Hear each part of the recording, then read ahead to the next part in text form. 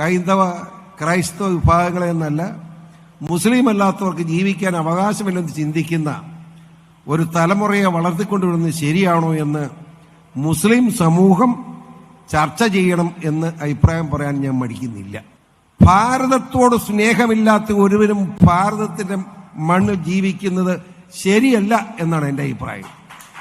അത് പറയുമ്പോൾ എന്നെ പേടിപ്പിച്ചിട്ടൊന്നും കാര്യമില്ല. ഇവിടെ ഇന്ത്യയും പാകിസ്ഥാനും കൂടെ ക്രിക്കറ്റ് കളിക്കുക.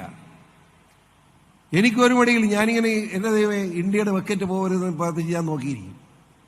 നമ്മുടെ വിക്കറ്റ് പോകുമ്പോൾ ഇവർക്ക് ഒരു പ്രശ്നമില്ല. പാകിസ്ഥാന്റെ വിക്കറ്റ് പോകുമ്പോൾ അല്ലാഹു അക്ബർ, അല്ലാഹ് സഹിക്കുന്നില്ല. അതിനെ മര്യാദയാ? ഇന്ത്യയുടെ വിക്കറ്റ് പോകുമ്പോഴല്ലേ അവൻ ദുഃഖിക്കേണ്ടത്.